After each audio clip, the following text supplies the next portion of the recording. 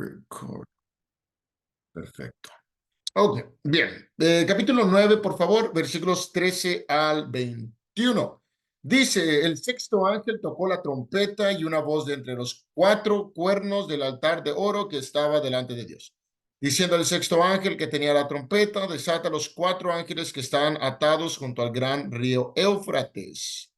Y fueron desatados los cuatro ángeles que estaban preparados para la hora, día, mes y año, a fin de matar a la tercera parte de los hombres. Y el número de los ejércitos de los jinetes era 200 millones. Yo oí su número.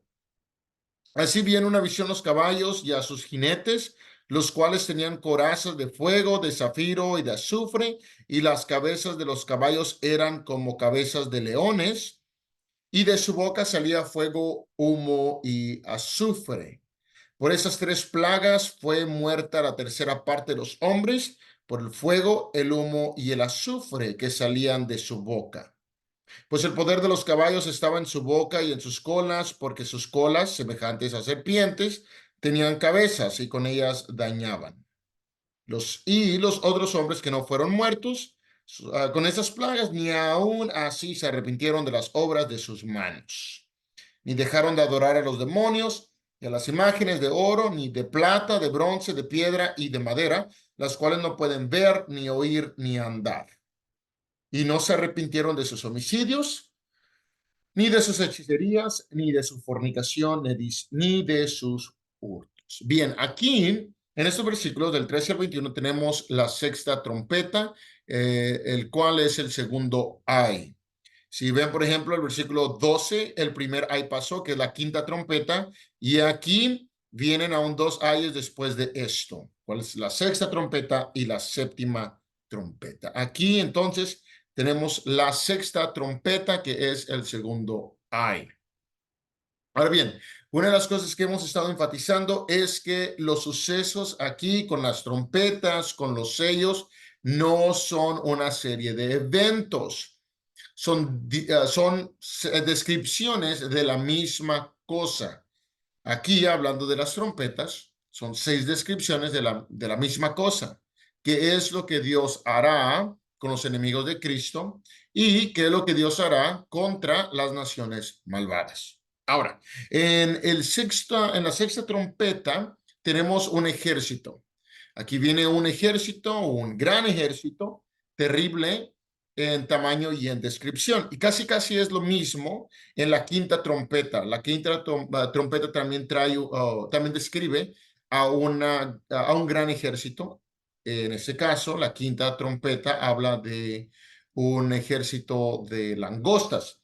Aquí describe a un ejército mucho más temible, mucho más poderoso, mucho más grande.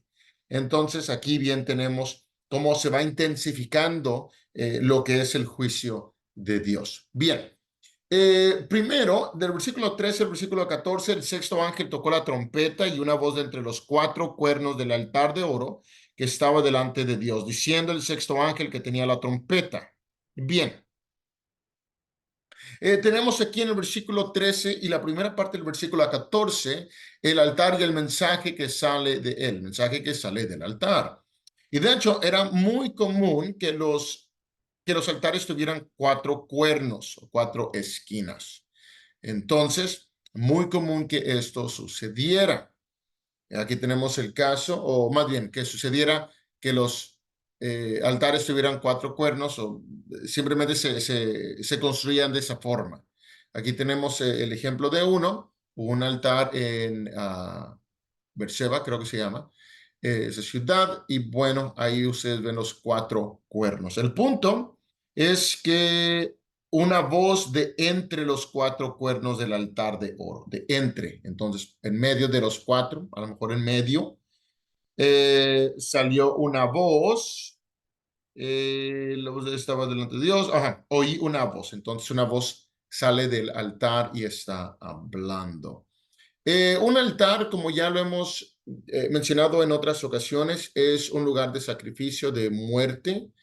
Eh, Aunque es un lugar de muerte, también para algunos es un lugar de protección, puesto que los que están allí, después de haber muerto, están al cuidado de Dios. Por ejemplo, en el capítulo 6, versículo 9, capítulo 6, versículo 9 dice, cuando abrió el quinto sello, vi bajo el altar las almas de los que habían sido muertos por causa de la palabra de Dios y por el testimonio que tenían. Habían muerto, habían sido un sacrificio, habían muerto por la palabra, aquí dice, por causa de la palabra de Dios. En el capítulo 8,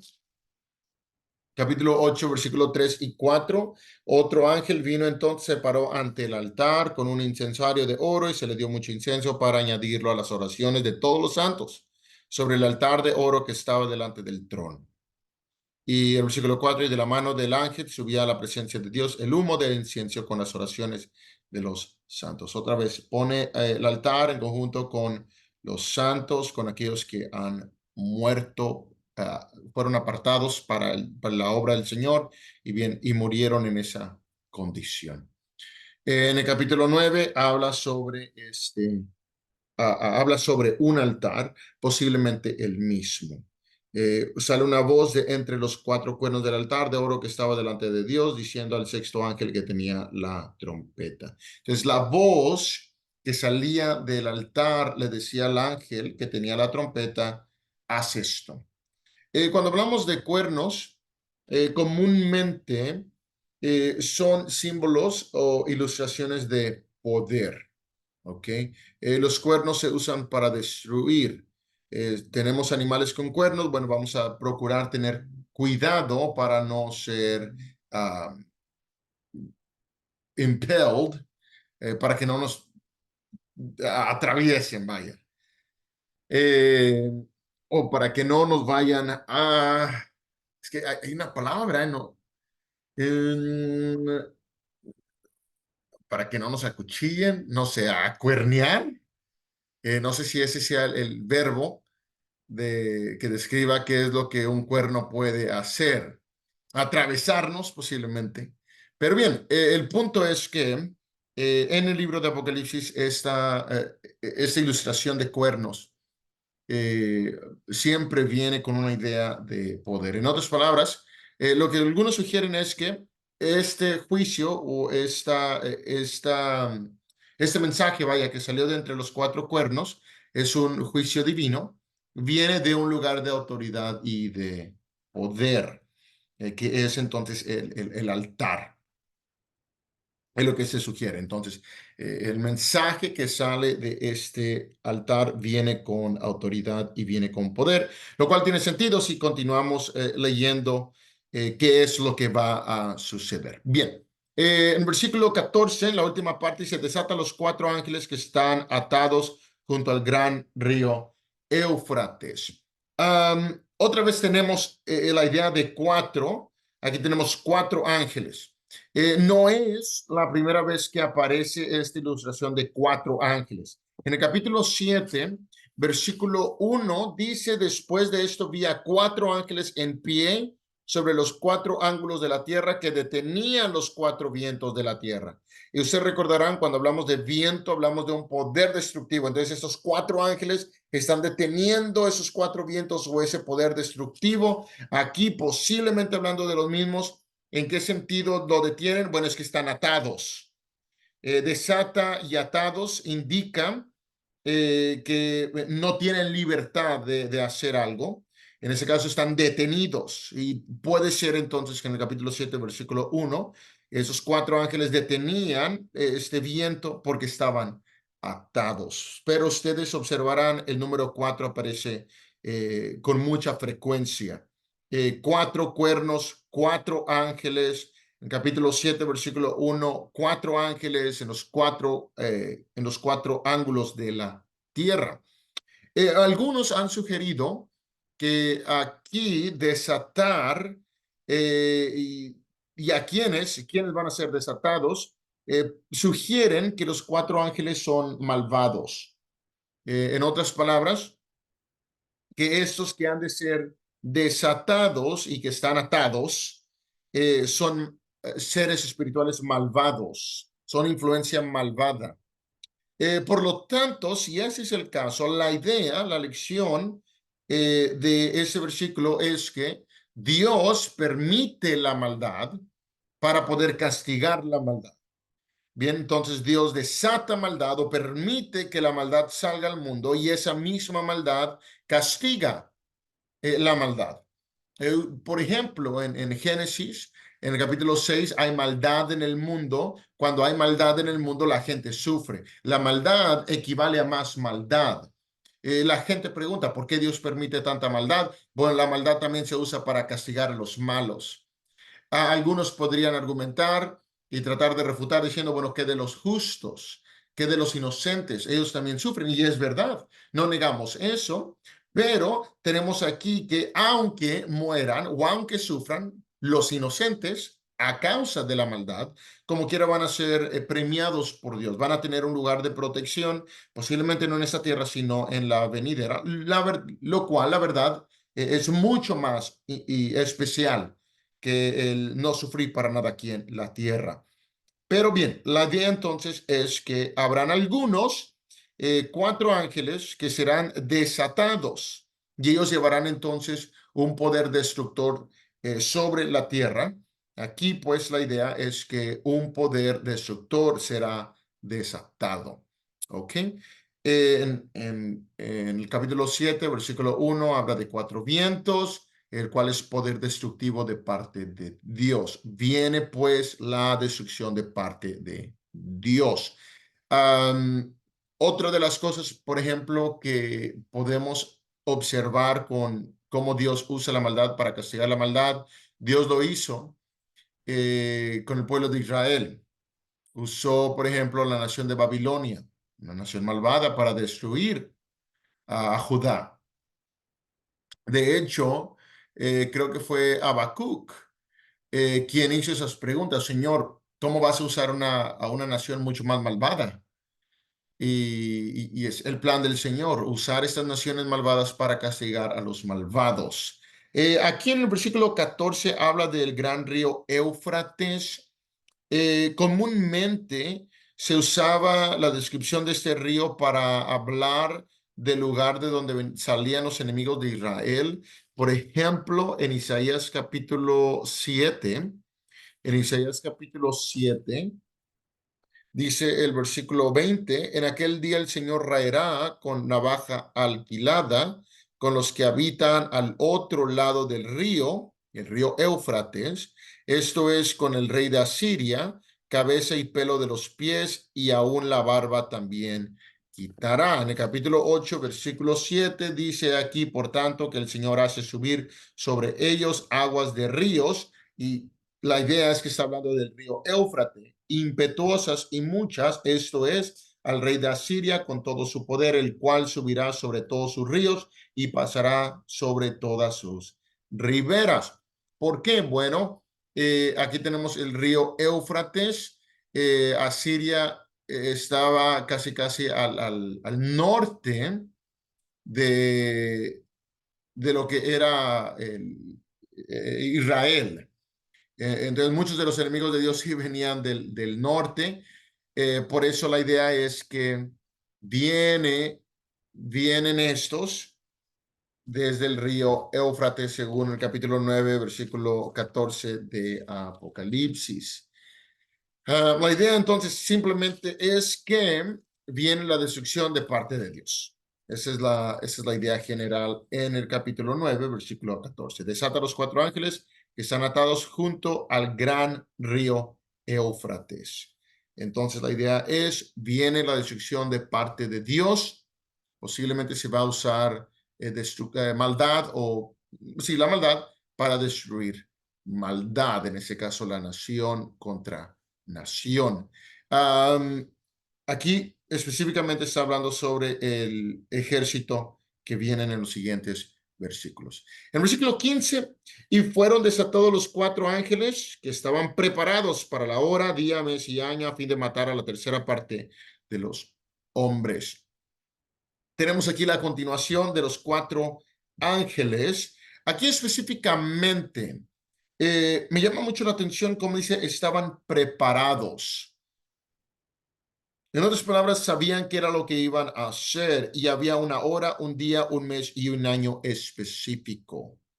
Lo que Juan está diciendo es que Dios ya tiene un plan, Dios tiene el control de las cosas, todo está bajo el control de Dios. Dios ya tenía una hora, un día, un mes y un año establecido para llevar a cabo ese juicio. Ahora bien, no estoy diciendo que había específicamente un día donde todo ese juicio vendría, iba a ser durante un periodo de tiempo. Lo que Juan está diciendo es que todo está bajo control. Cuando algo se lleva a cabo en una hora, un día, un mes y un año específico, es porque ya todo se planeó, porque ya todo está preparado, porque desde antes de antemano ya se ha visto posiblemente cuál es el resultado. Con Dios, bueno, Dios sabe cuál sería el resultado, ya tenía un plan. ¿Y qué iba a hacer Dios? Bueno, Dios iba a usar naciones para destruir naciones malvadas para destruir naciones malvadas. En el versículo 15 es la idea principal. Fueron desatados los cuatro ángeles que estaban preparados para la hora, día, mes y año y tenían ya un propósito. Bien, del versículo 16 al versículo 19. Y el número de los ejércitos de los jinetes era 200 millones. Yo oí su número. Eso me llamó mucho la atención. ¿Cómo podemos oír un número? Creo que simplemente el ruido, el gran ruido que hubo, considerando 200 millones. Dice, así vi en la visión los caballos y a sus jinetes, los cuales tenían corazas de fuego, de zafiro y de azufre, y las cabezas de los caballos eran como cabezas de leones, y de su boca salía fuego, humo y también salía azufre. Por esas tres plagas fue muerta la tercera parte de los hombres por el fuego, el humo y el azufre que salían de su boca. Pues el poder de los caballos estaba en su boca y en sus colas, porque sus colas, semejantes a serpientes, tenían cabezas y con ellas dañaban. Ok, algunas cosas. Primeramente, 200 millones es una cantidad indefinida. El número no tiene significado, es simplemente la idea que presenta el número. Nadie ha visto un ejército como este. Es un número, es una cantidad infinita, por así decirlo. No tiene fin. Bueno, 200 millones es un número muy grande. Se presenta entonces el tema o la idea que nadie puede detener a este ejército. Dios tiene un día ya establecido, Dios tiene un poder infinito, su ejército nadie lo puede detener y tiene un ejército que es poderoso y temible. De hecho, en el capítulo 5, versículo 11, cuando se presenta el gran trono, dice el versículo 11, y miré oí la voz de muchos ángeles alrededor del trono y de los seres vivientes y de los ancianos. Y su número era millones de millones. Bueno, un gran imperio podría creer que tiene mucho poder por sus cientos y miles de fuerzas, de caballos, de jinetes.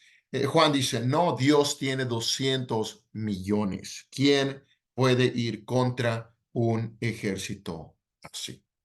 Nadie. En el versículo 17, así bien visión los caballos y a sus jinetes, los cuales tenían corazas de fuego, de zafiro y de azufre. Y las cabezas de los caballos eran como cabezas de leones, y de su boca salía fuego, humo y azufre. Esa idea, o más bien, esa descripción de fuego, humo y azufre es una descripción que aparece en Génesis 19, cuando Dios destruye a Sodoma y Gomorra. Cayó del cielo fuego y azufre, y eso claramente, obviamente causó humo. Por lo tanto, vemos su poder destructivo. Las plagas, según el versículo 18, por esas tres plagas, ¿cuáles son las plagas? Fuego, humo y azufre. Juan realmente quiere que recordemos lo que es el Éxodo. Cuando viene a la mente plaga, viene a la mente lo que sucedió en el libro de Éxodo. Cuando Dios demostró su poder, cuando Dios demostró no solamente su poder, pero también su ira, su, eh, su amor hacia los justos, en ese caso la nación hebrea, y también su desprecio y odio más bien hacia el pecado. Eh, Y habla también acerca de las bocas. Aparece más de una vez esta idea de boca. Pues el poder de los caballos estaba en su boca y en sus colas. ¿Por qué en la cola? Bueno, porque en la cola tenía algo semejante a serpientes, y esas serpientes tenían cabezas y con ellas dañaban. Eh, Podemos observar claramente esa idea de serpiente no es al azar. Estoy seguro que lo que Juan quería era que los judíos o los cristianos que recibieran esta carta recordaran lo que sucedió con Adán y Eva y cómo la serpiente los engañó. Por lo tanto, puede incluso sugerir que viene no solamente maldad, sino que entre la maldad hay mentira, lo cual podría ser lo que la serpiente indica. Tenían cabezas y con ellas dañaban. ¿Qué hace con una cabeza? Muerde, sí, pero el hablar. En el versículo también, por ejemplo, 18, la última parte, que salían de su boca. Cuando hablamos de lo que ha de salir de la boca, hablamos sobre palabras y el poder que tienen. Aquí parece ser que este ejército venía y traía mentira. Dios permite que suceda la mentira. Eh, ¿Por qué? Bueno, la gente no quiere oír la verdad, entonces que acepte la mentira. Si la gente no quiere oír verdad y lo que abunda es la mentira, ¿qué hace la mentira? Destruye. Y parece que de eso se iba a tratar también la destrucción que iba a venir. Lo que podemos nosotros considerar que es pues, un ejército cuya intención y propósito es destruir. Ustedes observan, por ejemplo, su descripción. Había muerte, había fuego, había humo, había azufre. Tenían poder en su boca y también en sus colas. Había serpientes que tenían cabezas y con ellas dañaban. Aquí tenemos lo que parece una descripción de estos caballos. Un caballo dice que tenían, así bien la visión los caballos de sus jinetes, los cuales tenían corazas de fuego, de zafiro y de azufre. Las cabezas de los caballos eran como cabezas de leones. Aquí tenemos. ¡Qué miedo! Qué miedo que nos persiga un caballo y que el caballo tenga cabeza de león y luego cola de serpiente. Habla de tener corazas. Ustedes tendrán en mente que es lo mismo, por ejemplo, con lo que era el ejército de las langostas. Las langostas también, en el versículo 7 al versículo 12, las describe como con corazas eh, dice, de fuego, tenían corazas. Creo que en el versículo 12 habla sobre las langostas y dice, ¿de dónde estamos? Sus caras, caballos preparados para guerra, sus cabezas tenían, oh bien, el versículo 9, tenían corazas como corazas de hierro, pero aquí en el versículo, ¿en